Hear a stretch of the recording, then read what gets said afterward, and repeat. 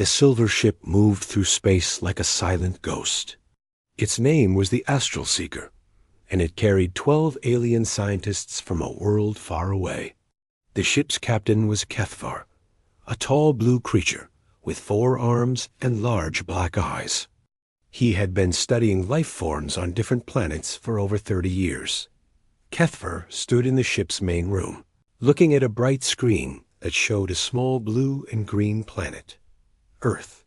His crew had been traveling for 6 months to reach this strange world. Their home planet, Zephyria, was a peaceful place with crystal trees and gentle floating creatures. Nothing there could hurt them. They had never seen a world like Earth before. "Captain," said Vextai, one of the younger scientists, "the readings from this planet are very strange. There are millions of different life forms down there. Our computers cannot count them all." Kethvar nodded slowly. His people were smart and had great technology. They could travel between stars and cure any disease.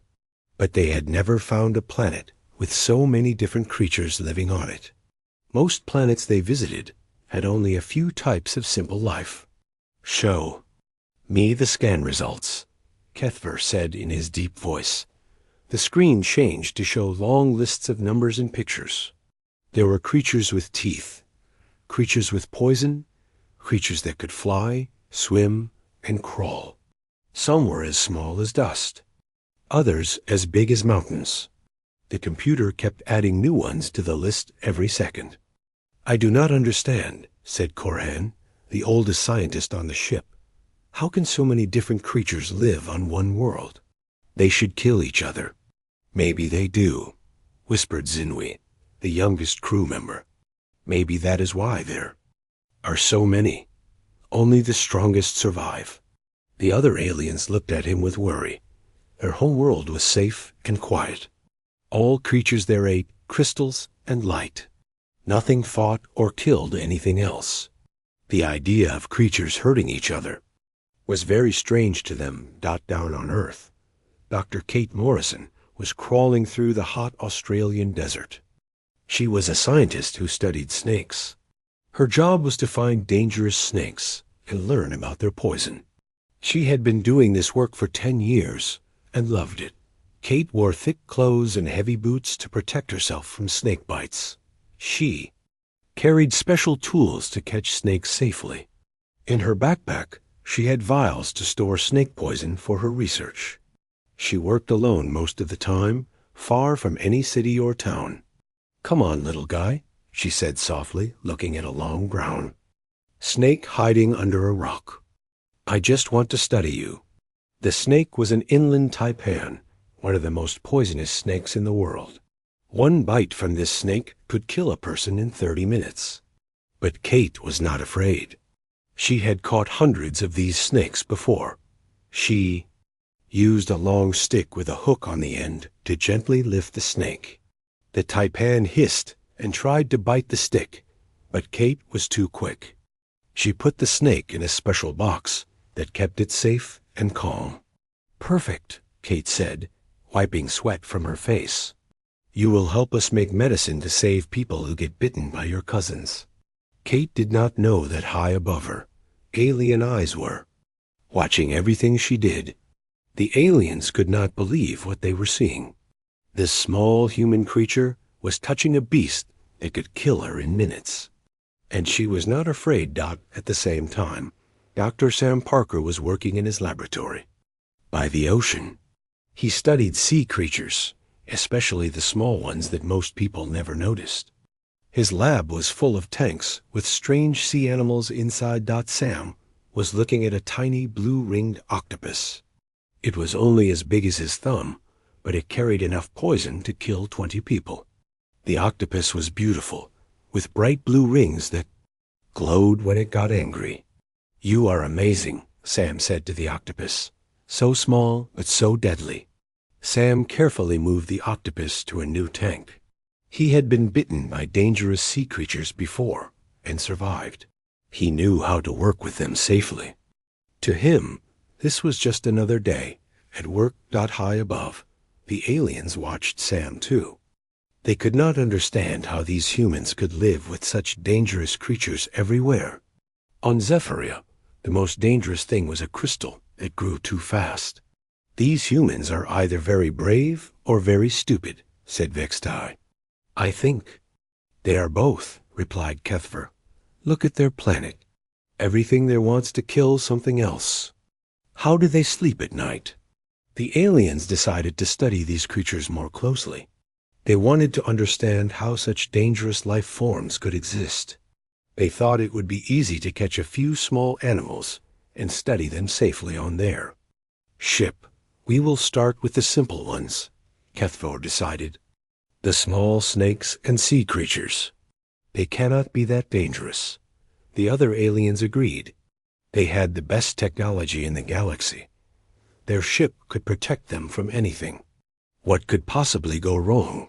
Dr. Lisa Chun was working late in her office at NASA. She studied the possibility of life on other planets. Her computer screens showed strange energy readings from space. Something was out there, watching Earth. That is not a satellite, she said to herself, looking at the data. And it is not a meteor either. Lisa picked up her phone and called her friend Kate in Australia. Kate, have you noticed anything strange in the sky lately? No. Why? Kate asked. I think we might have visitors, Lisa said quietly. And I do not think they are from around here. Neither woman knew that their lives were about to change forever.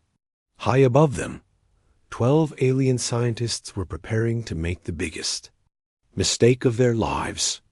They were about to learn that Earth's most dangerous creatures were not always the biggest ones. The Astral Seeker moved closer to Earth, ready to begin their collection. The aliens were excited to study these strange new life forms. They had no idea that they were about to discover why Earth was the most dangerous planet in the galaxy. The next morning, Kate Morrison arrived at her research station in the Australian desert. Something was wrong. The special boxes where she kept her snakes were empty. All of them. The locks were not broken, and there were no holes in the walls. The snakes had just disappeared. This is impossible, Kate said, checking each empty box. She had 23 dangerous snakes in her collection, including 5 inland taipans. These were not pets that could escape on their own. They were locked in secure containers. Kate looked around her laboratory. Everything else was exactly where she had left it. Only the snakes were missing. She found strange burn marks on the floor where the boxes had been sitting. The marks looked like they were made by some kind of energy beam. What the hell happened here? She whispered. Far away, Dr. Sam Parker was having the same problem. He arrived at his ocean laboratory to find his tanks empty. The blue-ringed octopus was gone. So were the cone snails, the sea snakes, and the tiny jellyfish that could kill a person with one touch. Lisa, you need to hear this, Sam said, calling Dr. Chun at NASA. Remember those visitors you mentioned? I think they took my specimens. Your specimens? Lisa asked. Why would aliens want poisonous sea creatures? I have no idea, Sam replied. But they took the most dangerous ones, the ones that could kill a person in minutes. High above Earth, the aliens were very happy with their collection. They had used their transport beams to take specimens from all over the planet. The technology was amazing. They could take any object from anywhere and bring it to their ship without anyone noticing. Excellent work, Kethver told his crew. We have collected 47 specimens from this planet. Now we can study them safely. The aliens had built a special room to hold the Earth creatures. The room had energy walls instead of solid walls. The energy could stop any creature from escaping. At least, that is what they thought. These creatures are very interesting, said Vextai, looking at the snakes through the energy barrier. They move so quickly, and look at their teeth. The inland taipan was angry. It had been taken from its home and put in a strange place. The air smelled different. The ground felt wrong. The snake moved around its small prison looking for a way out. "The readings are incredible," said Korhan, studying his computer. "This creature's body makes a chemical that could kill one of us in minutes. But look how small it is." The aliens were amazed. On their home planet, dangerous creatures were huge and easy to see. Crystal beasts that could hurt them were as big as mountains. But these Earth creatures were tiny and looked harmless. "How can something so small be so deadly?" asked Zinwi. "Evolution," replied Kethver. "These creatures had to become dangerous to survive on their world. It is like a war down there. Everything is trying to kill everything else." The aliens did not understand that they were in great danger. Their energy barriers were designed to hold peaceful creatures from their home world. They had never needed to contain something that was actively trying to escape and kill them. Meanwhile, the blue-ringed octopus sat quietly in its energy prison. It looked calm and beautiful. The aliens thought it was harmless. They did not know that when the octopus was angry, its blue rings would glow brighter. They did not know that it was getting ready to attack. Back on Earth, Kate and Sam were working together to figure out what happened. They had found similar energy burn marks at both locations. Lisa had detected strange energy readings from space at the same time the creatures disappeared. "They are studying our most dangerous animals," Kate said during a video call with the other scientists. "But why?" "Maybe they want to learn how to make weapons," Sam suggested. "Or maybe they want to understand how we survive on Earth," Lisa added. "Think about it. We live with creatures that could kill us every day. To aliens, that might seem possible." Kate nodded. "I handle snakes that could kill me with one bite. Sam works with sea creatures that are just as deadly. We think it is normal, but maybe it is not. We need to warn someone," Sam said. "If these aliens do not know how dangerous these creatures are, they could be in serious trouble." "Who would believe us?" Kate asked. "Aliens stole our poisonous animals." "That sounds crazy." On the alien ship, the scientists were getting ready for their first detailed study. They wanted to see how the creatures moved and how they used their poison. They planned to use small energy probes to touch the creatures and make them react. "We will start with the serpent creatures," Kethvar decided. "They seem the most active." The inland taipan was indeed active. It had been trying to escape for hours. The snake could sense that something was wrong. It could smell the alien scents and feel the strange energy around it. Every instinct told it to fight or run. "Lower the barrier just a little," Kethvar told the technician. "We need to get our probe closer to study its defense system." Ulmer, the technician, was nervous. He was new to the crew and wanted to do a good job. He had never worked with dangerous creatures before. On Zephyria, the most dangerous thing he had ever seen was a crystal that grew too fast. "Are you sure this is safe?" Ulmer asked. "Of course," replied Korhan. "The creature is tiny." "What could it possibly do to us?" Ulmer began to lower the energy barrier. The taipan immediately sensed the change. The snake coiled its body, ready to strike. Its black eyes focused on the nearest alien. "Look at its behavior," Mextai said excitedly. "It knows we are here. It is preparing to attack." "Fascinating," said Kethver. "Continue with the probe." Ulmer reached toward the control panel to send in the energy probe, but he was nervous and made a mistake. Instead of just lowering the barrier a little, he lowered it too much. For just a moment, there was a gap big enough for the snake to escape. The taipan did not hesitate. It shot forward like a bullet, faster than any of the aliens could react. In less than a second, it had crossed the gap and sunk its fangs deep into Yulmer's arm. "Ah!" Yulmer screamed, trying to pull away, but the snake held on, pumping venom into his body. The other aliens ran toward the emergency controls. Kethver raised the energy barrier again, trapping the snake. But it was too late. The damage was done. Get it off me. Yulmer cried, but the snake had already let go and slithered back to the corner of its prison. Medical team to the lab immediately. Kethver called over the ship's communication system. Within minutes, the ship's doctor, Nex Ryle, arrived with her medical equipment. She had treated many injuries before, but never a bite from an alien creature. What happened?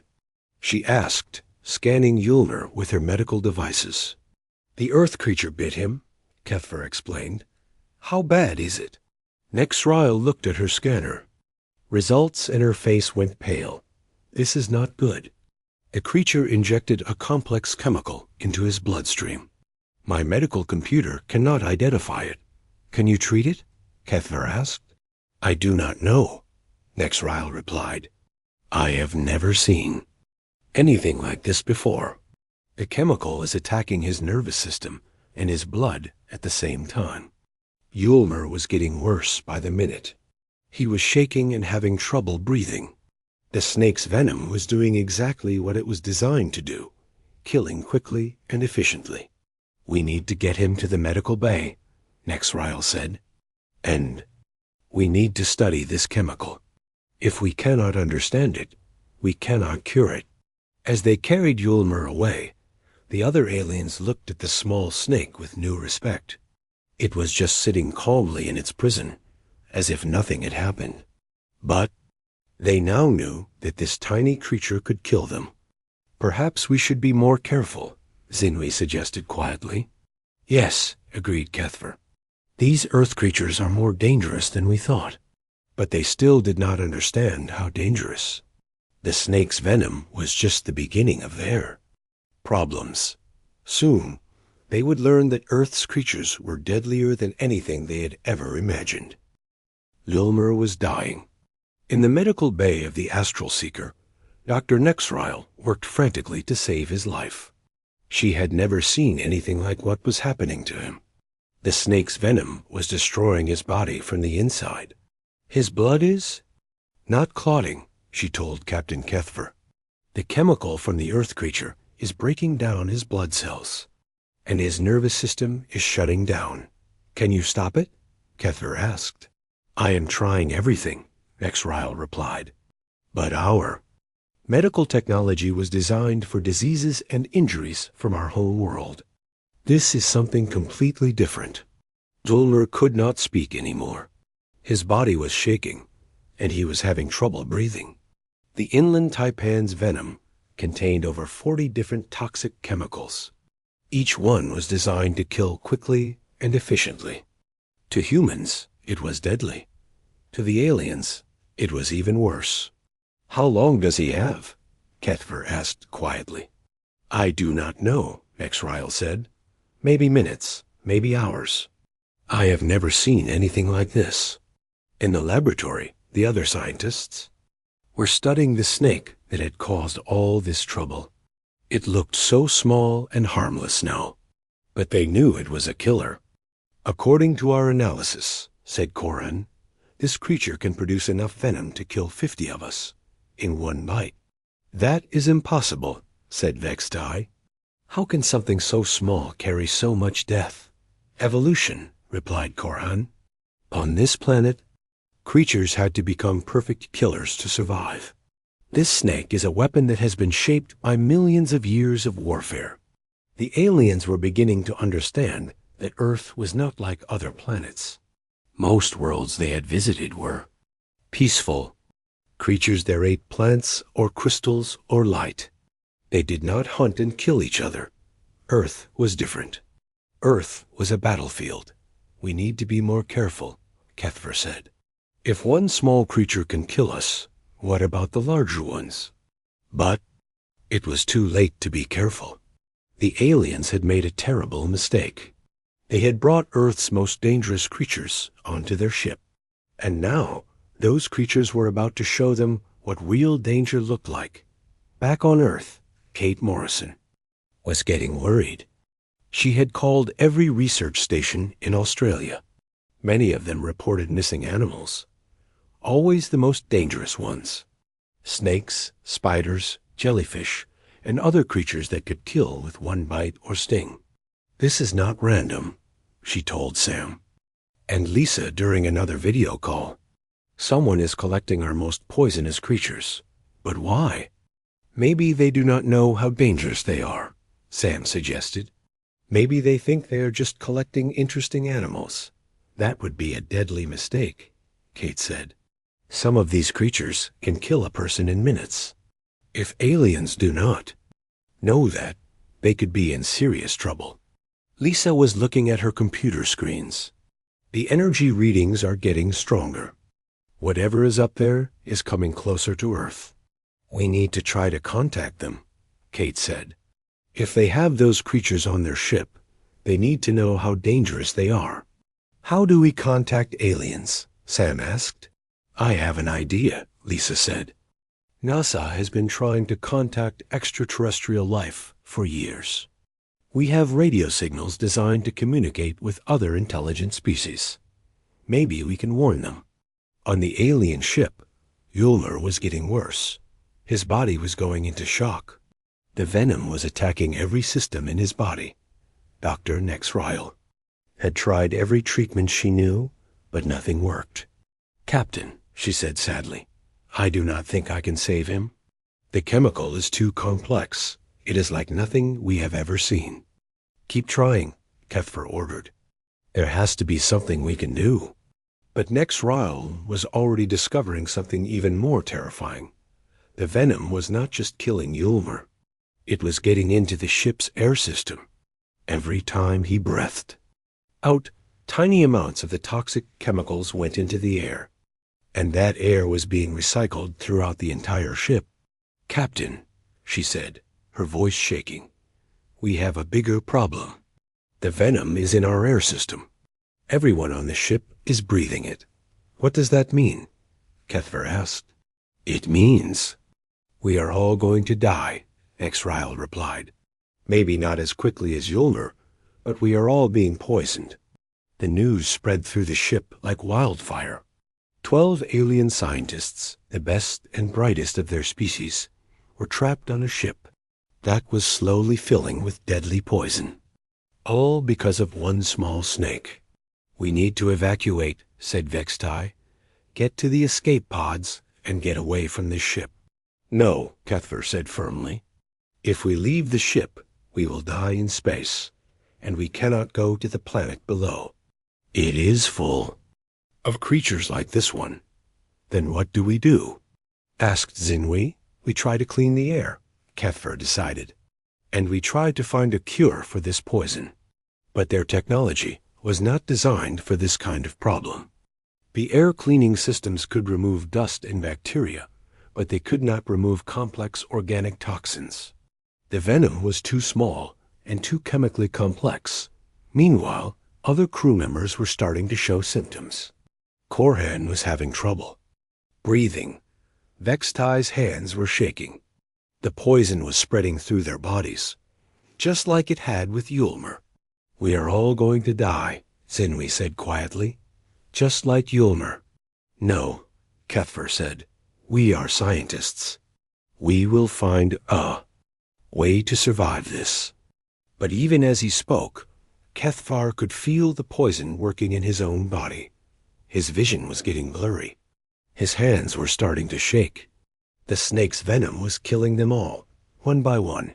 Down on Earth, Lisa finally managed to send a radio signal toward the alien ship. Attention unknown vessel, she broadcast. This is Dr. Lisa Chun from Earth. If you have taken animals from our planet, you are in great danger. Please respond. The aliens heard the message, but they were too sick to respond. They were learning the hard way that Earth's creatures were not just dangerous, they were deadly. And they had brought that death onto their own ship. The small creatures are the worst, Korhan gasped, barely able to speak. On our world, big creatures are dangerous. Small ones are harmless. But here, the small ones are killers. How do the humans survive? Vextai asked. How do they live with creatures like this? They must be incredible warriors, Kethfa replied. or they must be immune to these poisons. The aliens did not understand that humans were not immune to snake venom. They just knew how to avoid it and how to treat it when someone got bitten. Humans had learned to live with danger because they had no choice. Earth was their home, and they had to adapt or die. But the aliens had no time to learn these lessons. The venom was working too quickly. One by one, the crew members were collapsing. The ship's medical bay was full of dying aliens, and Dr. Nexrile could do nothing to save them. "We need to send a message to our home world," Kethfer said weakly. "Warn them about this planet. Tell them never to come here." "I will try," said Zinwi, the youngest crew member. He was one of the few who could still move Dot, as Zinwi worked at the communication console. He looked at the screen showing Earth below. It looked so beautiful and peaceful. But now he knew the truth. It was the most dangerous planet in the galaxy. A world where even the smallest creatures could kill with one bite. "Message sent," he said. "But I do not know if anyone will receive it. We are too far from home." The alien ship was now full of dying scientists. Their great technology could not save them from a simple snake bite. They had learned too late that Earth's creatures were not just animals. They were weapons. And they had brought those weapons onto their own ship. The inland taipan sat quietly in its energy prison, unaware of the chaos it had caused. To the snake, it had just defended itself from a threat. It had no idea that its single bite was about to become the most famous snake bite in galactic history. The Astral Seeker was becoming a ship of the dead. Captain Kethfer watched helplessly as his crew died one by one. Yulmer had been the first, but he was not the last. The snake's venom had contaminated the entire ship's air system, and there was no way to clean it. "Status report," Kethfer whispered to Dr. Nexrile. His voice was weak, and he could barely stand. 7 crew members are dead," she replied sadly. "The rest of us are dying. The poison is too strong, and we have no cure." Kethfer looked at the screens showing Earth below. The planet looked so beautiful and peaceful, but he now knew it was the most dangerous place in the galaxy. A world where tiny creatures could kill entire spaceships. "We need to understand this planet," he said. "Before we die, we need to learn why these creatures are so deadly." Korhan, the old scientist, was barely alive, but he was still trying to work. His shaking hands moved across his computer as he analyzed the data they had collected.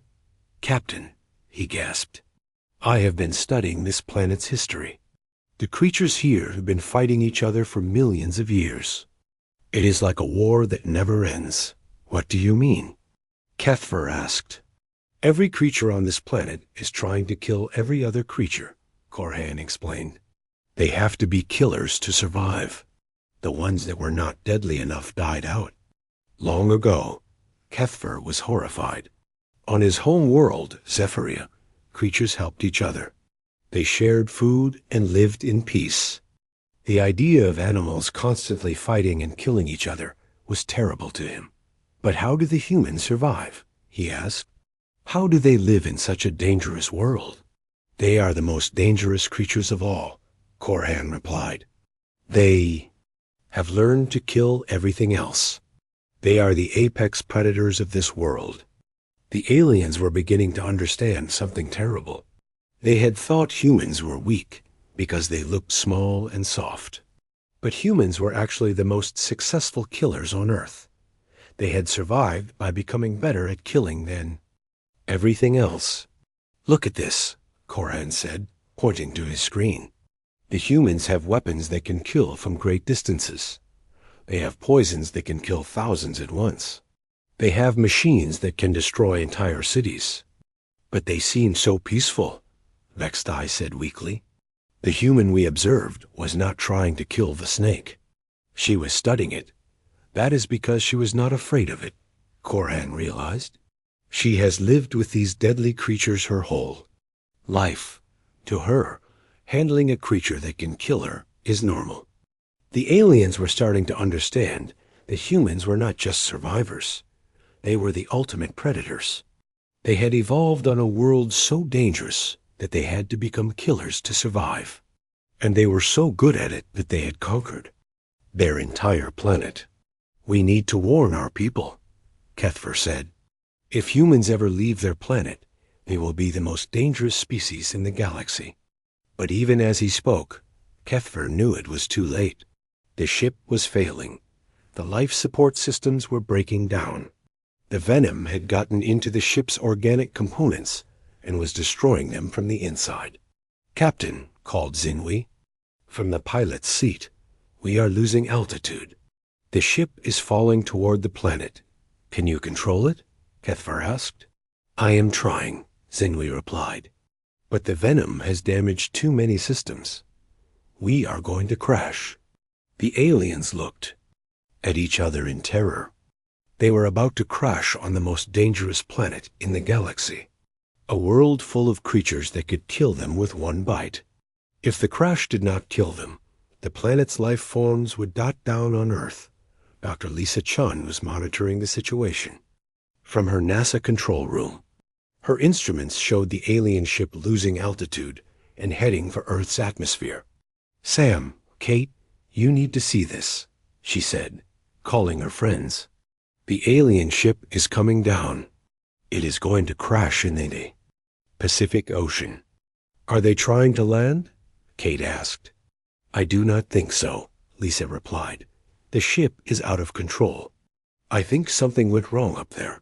Sam looked at the data on his screen. "The ship is heading for the ocean near my research station. If they crash there, I might be able to help them." "Be careful," Kate warned. "If they have our creatures on that ship, it could be very dangerous." Lisa was already organizing a rescue mission. She called the Coast Guard and told them to prepare for a possible alien crash. She did not tell them about the stolen creatures. She was not sure they would believe her. On the alien ship, panic was spreading. The crew members who were still alive were trying to prepare for the crash. But they were weak and sick from the venom. Most of them could barely move. "We need to get into the escape pods," Vextai said. "No," Kethver replied. "The pods are too small. We need to stay with the ship and try to survive the crash." "But Captain," Zinwi said, "if we crash on this planet, we will be surrounded by creatures that can kill us. We need to stay in the ship where we are safe." "Safe?" Kethver laughed bitterly. "We are dying inside this ship. The venom is everywhere. At least on the planet, we might have a chance." The aliens did not understand that crashing on Earth would not save them. They thought the ship was the source of their problems. But the real problem was that they had brought Earth's most dangerous creatures aboard their ship. And those creatures were still there, waiting. "Look at this," Korhan said, pointing to a screen showing the laboratory where they kept the Earth creatures. "The other specimens are still alive. The snake, the octopus, the jellyfish. They are all still in their containers." "At least they are contained," Vextai said. "Are they?" Korhan asked. "If we crash, the energy barriers might fail. All of those creatures could escape." The aliens realized that they were facing a terrible choice. They could stay in the ship and die from the venom, or they could crash on Earth and face dozens of creatures that could kill them instantly. "We are doomed either way," Zinwi said sadly. "We should never have come to this planet." "No," Kethver said firmly. "We are scientists. We came here to learn. And we have learned something very important." "What is that?" Vextai asked. "We have learned that this planet is home to the most dangerous species in the galaxy," Kethver replied. "And we need to make sure our people know this." The captain activated the ship's emergency beacon. It would send a message to any Zephyrian ships that came looking for them. The message was simple: "Do not come to Earth. The planet is too dangerous. The creatures here can kill you." As the ship fell toward Earth, the aliens prepared for the end. They had come to study a new world, but instead they had discovered a planet of killers. They had learned that humans were not the weak creatures they appeared to be. They were the ultimate survivors, living on a world where everything was trying to kill them. "I wonder if the humans will help us," Zinwi said as the ship entered Earth's atmosphere. "Why would they help us?" Vexed Eye asked. "We stole their creatures." "Because that is what survivors do," Kethver realized. "They help each other. That is how they survived on this dangerous world. They learned to work together against everything that was trying to kill them." The ship was now glowing red hot as it fell through the atmosphere. The aliens could feel the heat building up around them. They were about to crash on Earth, the most dangerous planet in the galaxy. And they were about to meet the most dangerous species of all, humans.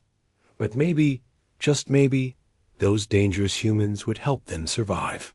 After all, humans had been dealing with deadly creatures their whole lives. They might know how to survive on a world full of killers. The Astral Seeker hit the ocean with a tremendous splash. The impact was so powerful that it created waves that could be seen from space.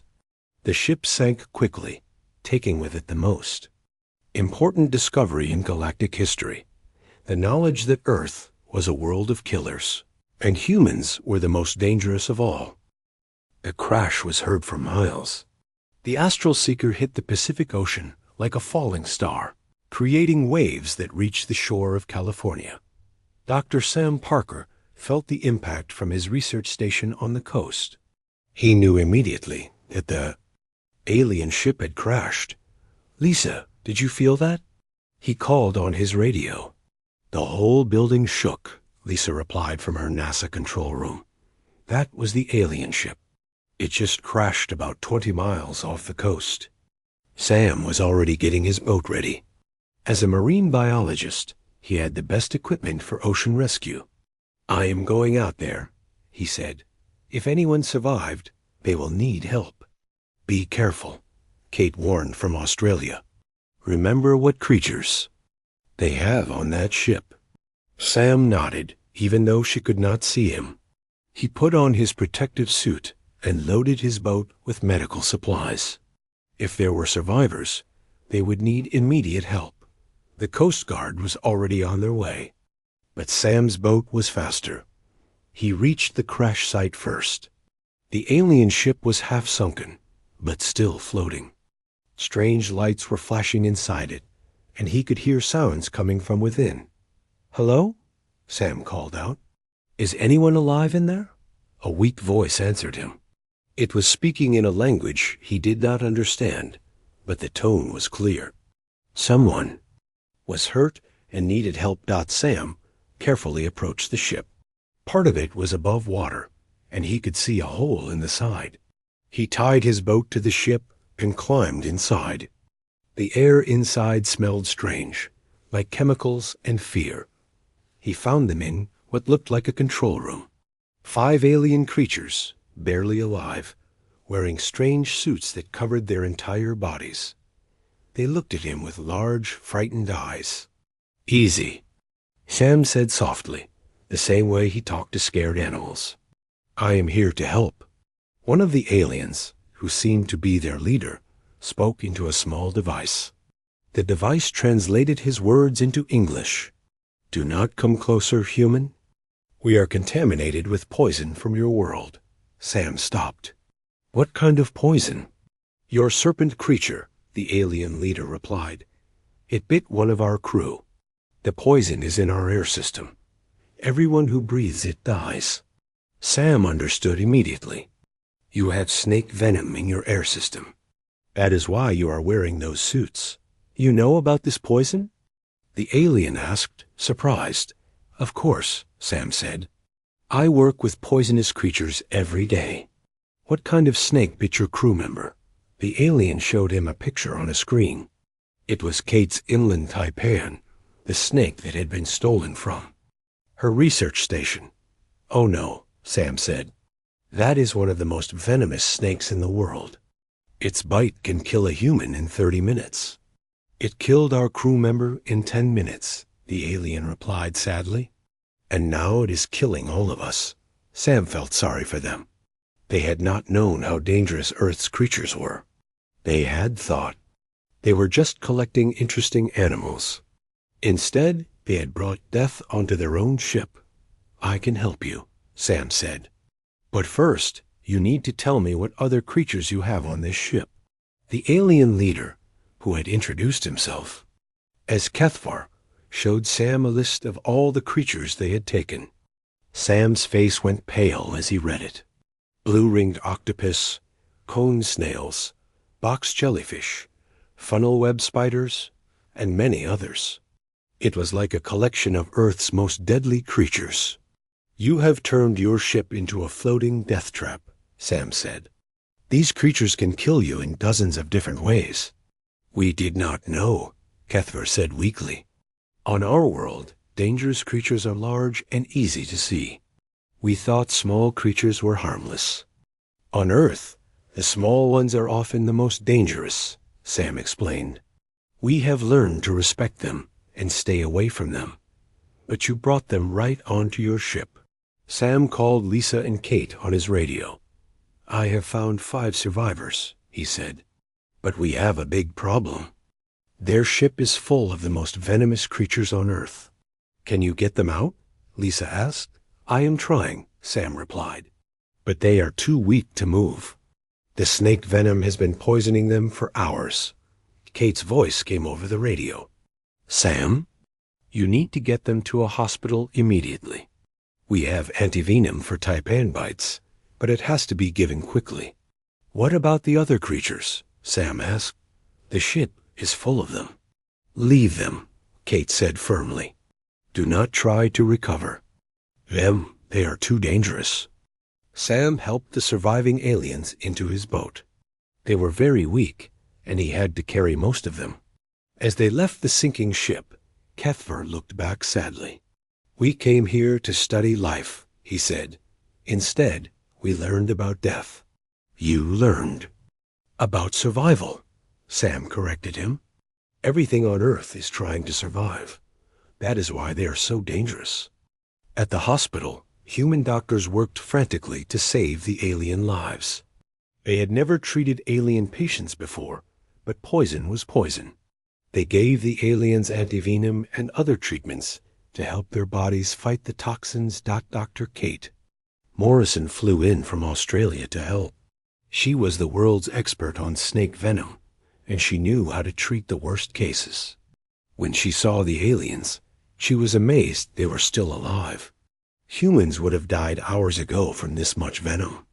She told the doctors, "These aliens are tougher than we thought. Or maybe we are tougher than they thought." One of the doctors replied. As the aliens recovered, they began to understand the terrible truth about Earth and humanity. They had thought humans were weak because they looked small and soft. But humans were actually the ultimate survivors. They had evolved on a planet so dangerous that they had to become killers to survive. Your species is incredible, Kethvar told Sam as he lay in his hospital bed. You live with creatures that can kill you, and you are not afraid. We are afraid, Sam replied. But we have learned to live with the fear. We respect the dangerous creatures and stay away from them when we can. But you study them, Kethvar said. You handle them and learn from them. Because we have to, Sam explained. If we want to survive on this planet, we have to understand the things that can kill us. Knowledge is our best weapon. The aliens spent weeks in the hospital, recovering from their poisoning. During that time, they learned more about Earth and humanity. They discovered that humans were not just survivors. They were the most successful species on the planet. You have conquered your entire world, Kethvar said to Kate during one of her visits. You have learned to live in every environment, from the hottest deserts to the coldest ice caps. We had to, Kate replied. Earth is not an easy place to live, but it made us strong. The aliens also learned that humans were not naturally immune to Earth's poisons. They had just developed medicine and technology to treat poisoning. They had antivenom for snake bites, treatments for spider bites, and cures for many other toxins. You have turned your enemies into medicine, Kethvar realized. You used the venom that could kill you to save lives. That is what survivors do.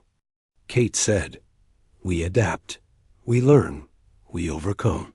When the aliens were finally healthy enough to leave the hospital, they had a choice to make. They could stay on Earth and continue their studies, or they could return to their home world and warn their people about the dangers of Earth. We will return home, Kethvar decided. Our people need to know about this planet. They need to understand that Earth is the most dangerous world in the galaxy, and that humans are the most dangerous species, added Vextai, one of the other survivors. Before they left, the aliens sent a message to their home world. It was a warning that would change the course of galactic history. They declared Earth a death world and humanity a apex predator species. They recommended that all alien ships stay away from Earth, unless they wanted to risk their lives. The message also contained a new understanding of humanity. Humans were not weak creatures who could be easily conquered. They were the ultimate survivors, shaped by millions of years of living with death. Any alien species that wanted to contact humanity would have to treat them as equals, not as inferior beings. As the rescue ship from Zephyria arrived to take the survivors home, Kethvar looked back at Earth one last time. The planet looked beautiful and peaceful from space, but he knew the truth. It was a world of killers, and humans were the most successful killers of all. Will you come back? Sam asked as the aliens prepared to leave. Maybe, Kethvar replied. But if we do, we will be much more careful. We have learned to respect your world and your species. Good, Sam said, because we would like to learn about your world too, but we will be careful as well. The aliens left Earth with a new understanding of the universe. They had thought they were the most advanced species in the galaxy, but they had discovered that intelligence and technology were not the only measures of success. Sometimes the ability to survive in a dangerous world was more important than any technology. Back on Earth, Kate returned to her research station in Australia. She found that all of her missing snakes had been returned. The military had recovered them from the alien ship before it sank completely. The snakes were unharmed and seemed happy to be back in their familiar surroundings. Welcome home, Kate said to her inland taipan as she put it back in its container. You have had quite an adventure. The snake coiled peacefully in its box, unaware that it had become the most famous snake in galactic history. Its single bite had taught an entire alien civilization that Earth was not a planet to be underestimated.